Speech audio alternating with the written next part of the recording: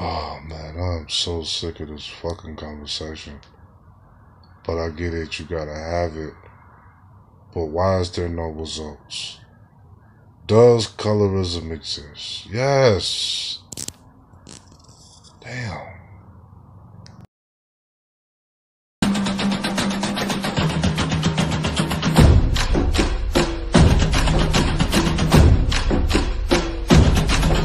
As obsessed as black people are, understandably, with racism, I think, unfortunately, because I hate it, we're just as obsessed with colorism. Okay. Sports is physical. Yeah. Basketball, football in particular, has been the domain of the field. Yeah. So field Negroes. Yeah. So, and that's historically what it's been. Wilt Chamberlain, Bill Russell, Julius Erving, Elgin Baylor, Michael Jordan, Magic Johnson, you know, LeBron, KD, Kobe and Shaq. And now here come this light-skinned dude, like you said, not only dominating, but changing the game. And guys are resentful. Right, and that's where... No, Michael Skip, you love Michael. You say he's the GOAT. He didn't win one MVP unanimously. Not LeBron, not Larry, not Magic, not Russell. Nobody. Little Steph. Little 6'2", light-skinned Steph is the first. No, that ain't right. I'm going to keep it 100. A lot of these dudes that want to hate on Steph because he's light-skinned, there's hypocrisy because they all want to date light-skinned women. I'm just keeping it real. Okay. There is this colorism thing in the black community is deep. It is very deep. They think light-skinned blacks are viewed as prettier. And they received an unfair advantage no matter what the case may be. Okay. You look at Hollywood, Skip, and how the light-skinned women, they got the roles if they were to get roles. And they look at Steph as like, Steph doesn't receive the criticism like a LeBron when things go wrong. All right. And people become resentful of him. They're like... But here's why, too, because he's become so dominant. Because Jason Kidd didn't get that. Because he was, as great as he wasn't like the best player in the conversation. Klay Thompson doesn't get that either. Because he's not, like Steph has changed the game and dominated. But Steph doesn't have biracial parents because they're both considered black. I mean, they're light obviously skinned. there is a lot of white, like me. I don't have biracial parents, but there's a lot of white blood in me. So it's that. So now, just in the community, we just always brought up that light-skinned guys were soft. And Matt had to prove that he wasn't soft. Because like he said, when he came in, guys were going to try him. Guys were more apt to try a guy. If you didn't know who I was, and I was the same size as Steph, and I'm the complexion I am, if both of us walked in the room, they look at, oh, if we're going to jump, we're going to get one, it's going to be him. Because and I had one of my coaches in college said, don't go recruit light-skinned guys. Because they're not tough. Okay. That was our mindset. Would that include biracial kids? He didn't want light-skinned kids. Different? So they look like Chris Broussard. He was automatically thinking. And ultimately, most of the light-skinned guys are biracial. And the interesting, and this is where I brought up the dating the women. Look at college basketball today. Look at how many light-skinned dudes there are. We can even talk, it's coming into the NBA. Ben Simmons, Blake Griffin, on and on. Like college and I've talked to blacks. Biracial kids, right? But ultimately, that's what light-skinned blacks are. Jason Kidd, biracial, right? But now it is prominent. Is it not noticeable? And that is these Division I basketball players in the 80s hooked up with white women. Okay. And that's where these kids are coming from. And I'm not saying there's anything wrong with that, but that is what is happening. And I don't like it at all. I mean, my wife is brown skinned. I'm not into my mentality is black is black. Right. Because we've all faced common oppression, of racism. So I hate it, but it is very prominent within the black community. FYI, y'all not making a comeback. Nope. Best backcourt ever. Drake rapping, Zach LaVine, Aaron Gordon, Duncan. You better hope Zion lives up to it. We got Zion. The light skin element that Draymond Green brought up, Max, Molly. Yeah. I love the fact that Draymond Green brought that up. Because what's not being explained is, first of all, I don't think Steph Curry is hated. Steph Curry, being an individual who is a star, didn't have to go through and doesn't have to go through the shrapnel of criticism, the minefield of cynicism and what have you that other superstars in this league historically have had to go through. Think about all that LeBron has been subjected to. That's not a knock on Steph Curry. That's not people going off on Steph Curry. It's people pointing out the inequity that exists because everybody should have to go through the same thing en route to superstardom. And Steph Curry didn't have to do that. Maybe it's because of his parents. Maybe it's because of the beautiful family. But there is no doubt that African Americans believe that light-skin element definitely plays a role, because then we get into history and we think about what the dark-skinned individuals in this country have had to endure, juxtaposed to people who were of a lighter hue. And the fact of the matter is those of a lighter hue historically have had to go through less. And because of it, they're able to say that to some degree that applies to Steph Curry. Jumbo, Shalom, Shalom. Do hope the tribe as well. I do appreciate you viewing this.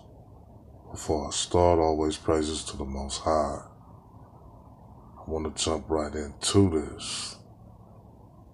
Before I start, too, I gotta make sure I send a shout out to Rashida Strober, because I don't want this sister coming from my head on any occasion. So I gotta shout her out for, coining darkism and, colorism or whatnot. Whichever ism, because I do not own the rights to any of the isms to the colors. So I just want to give that sister her credit where credit is due. Colorism is not a topic that I indulge in too much or too often, or darkism, because I'm still trying to understand it. I'm still trying to see where people come from. This video was basically inspired by a video I seen of Chrissie. So it's kind of like a video response, I guess, to Chrissie. And it's pretty much the conversation that Matt Barnes was having on the panel with some ESPN panelists. And they were talking about Steph Curry and how Steph Curry doesn't get the respect due because of his privilege or because of his hue, his skin, right? And something that came to my mind after even watching the clip, right? There was a lot of things that came to my mind.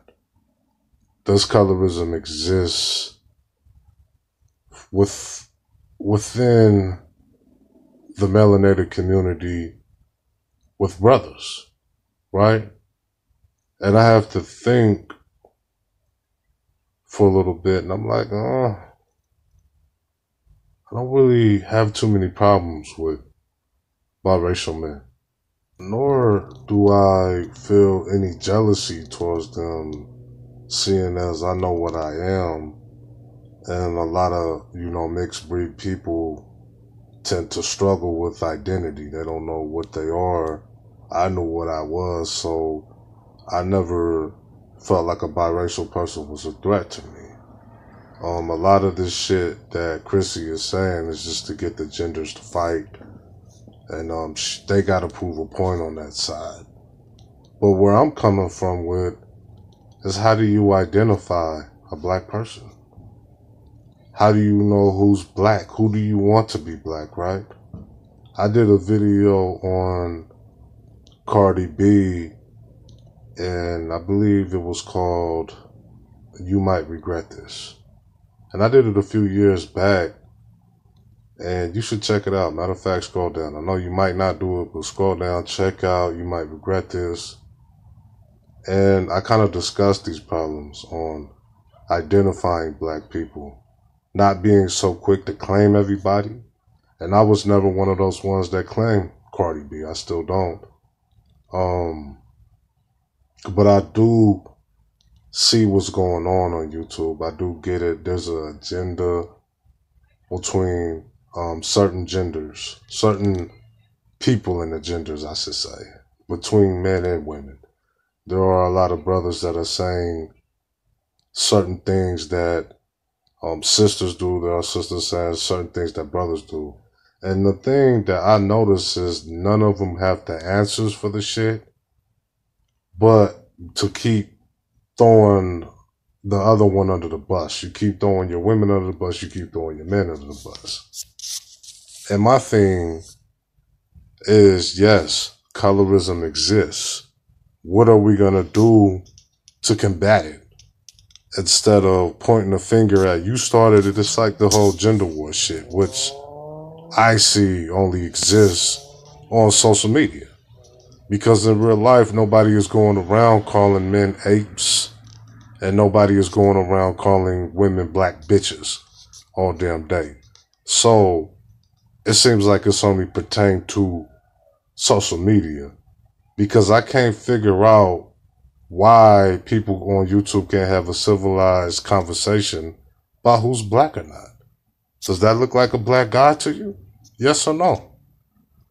That's all you really gotta get to the bottom of, get to the root of. And how do we identify black? And I really honestly think we should stop using black. That's why I don't use black. I use melanin. I use melanated. You know, I like that better. I think it's more accurate. I like it. Because at this point, it's like, man, we have a lot of white people that just want to be black. These people, to me, they look white. And they just want to use that little African blood they do have to be a part of the black culture and say, I'm black. So I honestly it's a copter going past.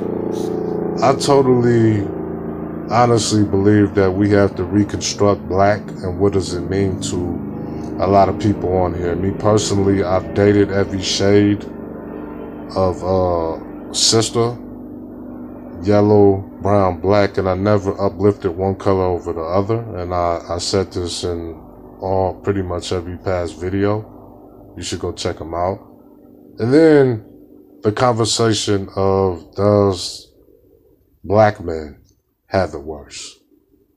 Because if you watch that clip, that white guy in that clip kept saying biracial. The other little light-skinned dude kept saying light-skinned. The white dude kept saying biracial. Because really, let's just be honest, light-skin is practically biracial.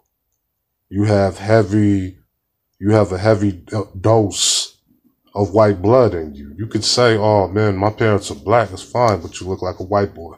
Simple as that. Let's just keep it simple, keep it real. You look like a white boy because you probably are a white boy. And do the black man have it harder in, just the world and life? Yes. But so does the black woman, the melanated woman. She has it hard too. So I can't understand, for the love of Yah, why everybody on here is starting this gender war bullshit and this colorism bullshit when we all both are at a disposition, male or female. We all got it hard. We both got it hard. The sister has it hard, the brother has it hard.